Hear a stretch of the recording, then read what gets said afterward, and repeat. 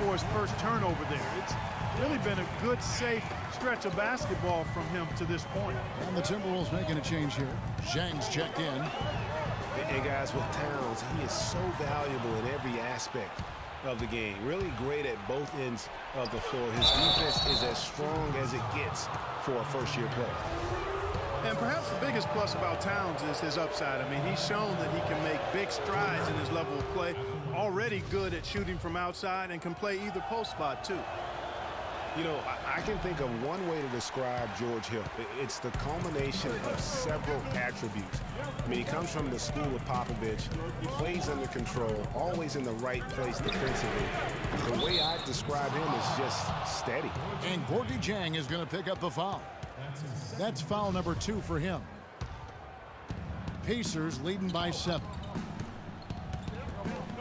Hill dishes to Ellis.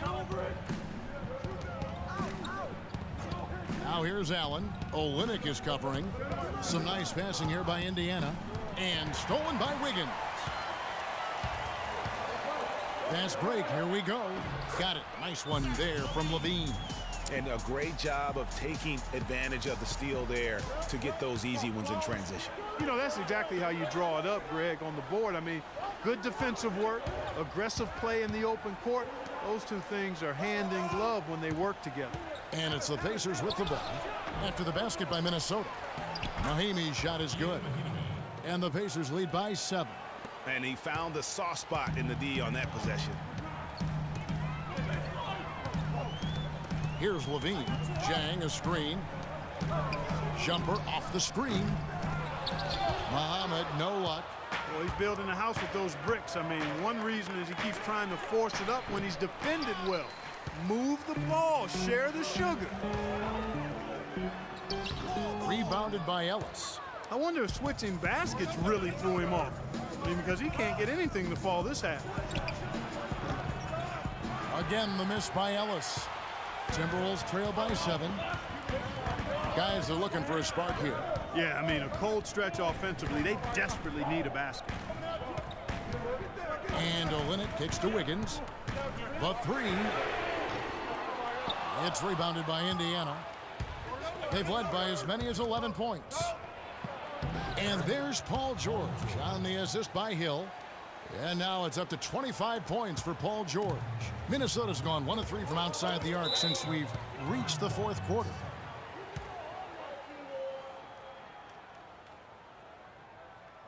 Minnesota calls timeout. Yeah, enough scoring on the inside there. I think it's time for him to send a message to his team. Yeah, you're exactly right. I guarantee you this talk centers around cutting down on all of those points coming in the paint. They've got to show more resistance there.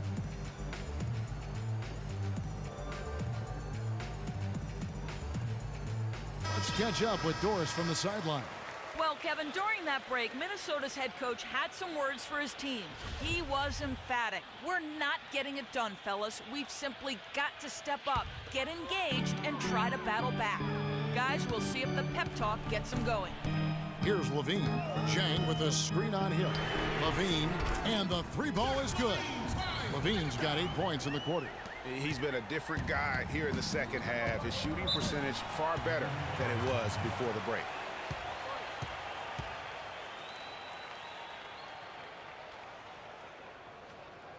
And the Pacers call time here. Hey, for Zach Lavine, the dunk contest last season was his coming out party to the world. He put on a show that everybody in the NBA was buzzing about.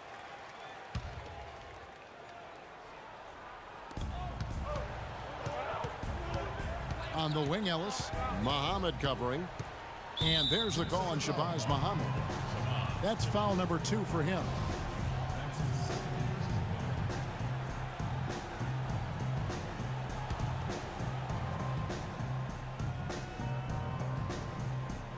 Outside Hill.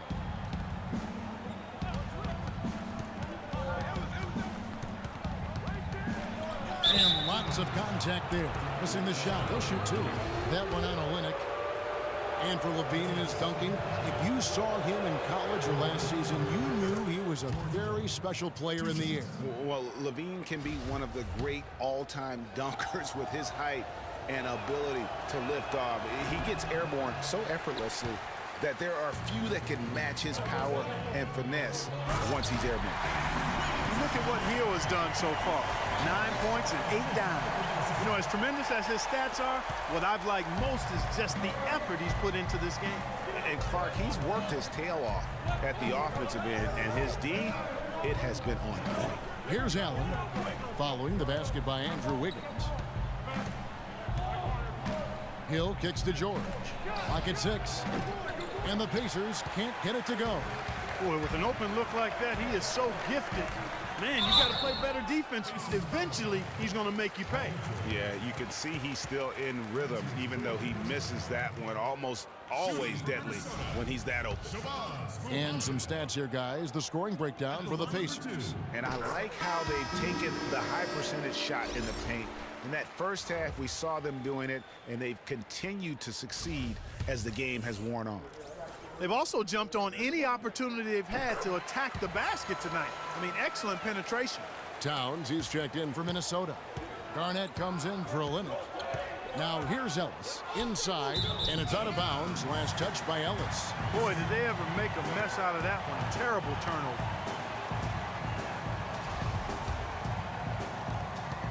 Timberwolves trail by 3. Here's Lavine. He kicks it to Towns. Pass to Wiggins. The dish now to Lavine. Feeds it to Garnett. And uses both hands to jam it in. And not a guy known for style points when it comes to throwing one down, but every once in a while, Kevin. Greg, why don't we see more dunks like that from him? He's certainly got the size for it. Yeah, I think it comes down to the fact he lacks a little dexterity and even creativity to be an elite finisher. Man, it's close, but, you know, didn't get on balance quick enough. Yeah, and as quick as players are at this level, in this day and age, I mean, you've got to be perfect in your anticipation to draw the charge. Minnesota really had a rough year last season. A lot of people know that, obviously. A lot to do with their defense. They just, Greg, struggled in almost every defensive metric. Yeah, and, you know, they struggled at times guarding the basketball, but ultimately I think the biggest issue for them was their inability to protect the rim. That's an area and a point of emphasis that has to improve for this young team. Now here's Muhammad. Wiggins outside. The Timberwolves need to get a shot off here. Muhammad, no luck. It just hasn't been a very good day for him, guys. They need him to start burying some of those. You know, with the Timberwolves in their defense, it was the league's worst in opponent field goal percentage. Also dead last in field goal percentage, which takes threes into account for the value they add. So near the bottom of the league in block shots as well. Hard to win when you're struggling in those areas. Here's Garnett after the made shot from Ellis. Wiggins outside. The shot. No good off the front iron. Indiana leading by 5. And really, overall, the defense was just very poor. The defensive field goal percentage at the rim, worst in the league last season. And you don't have to block them all, but you need to do a better job of challenging shots, something the Wolves are going to have to work on. That one misses. He's done a much better job of getting to the line here.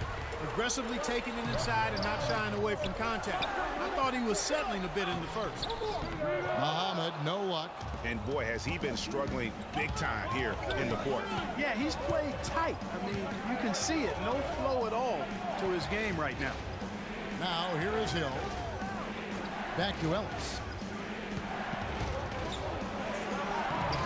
And he gets it to go. Ellis has got 13 points in the second half. I mean, already hot coming into the game. Is it fair to say he's hotter?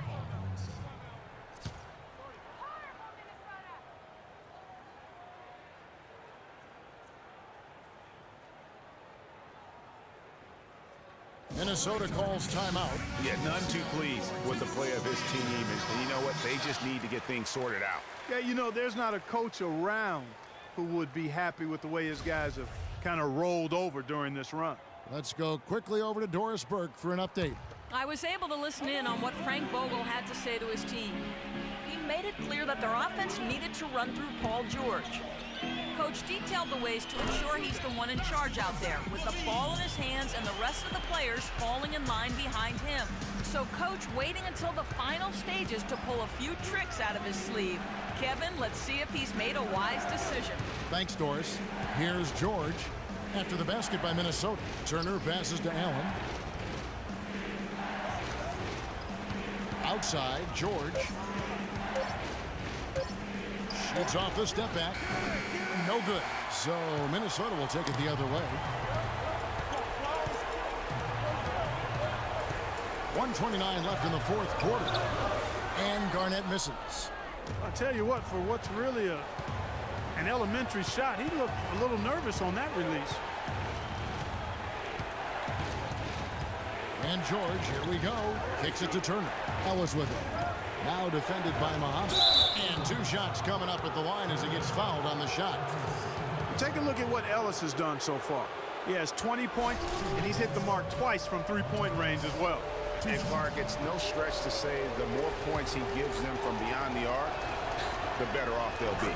He hits the first one, and that increases their lead to 6.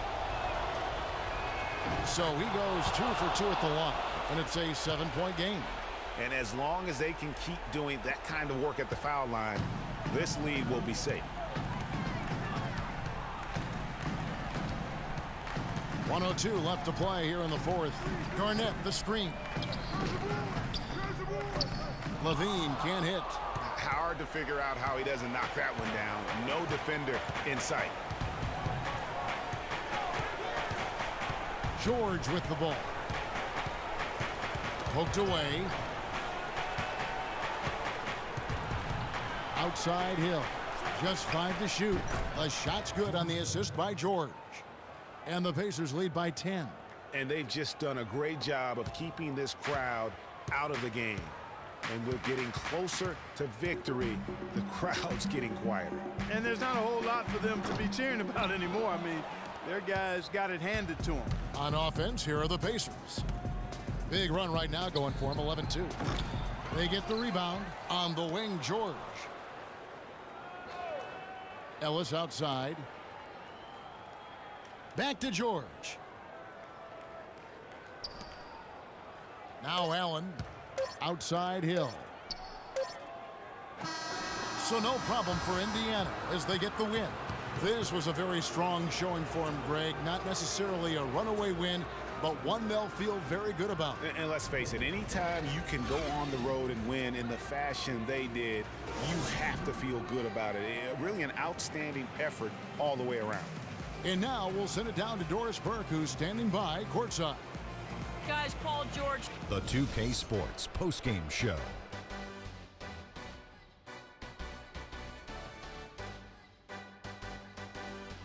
Kevin, much appreciated, and now let's present our Jordan player of the game, Paul George. He had a nice surge to start the second half, hitting his first 3 shots. Well, his shooting percentage up there in the high 50s speaks to how smart his shot selection was. It was really an intelligent game he played, plain and simple. It's all about protecting each possession, and he set the example for them with his excellent decision-making. Well, Paul George showing us again tonight why he is one of the premier wing players in the NBA.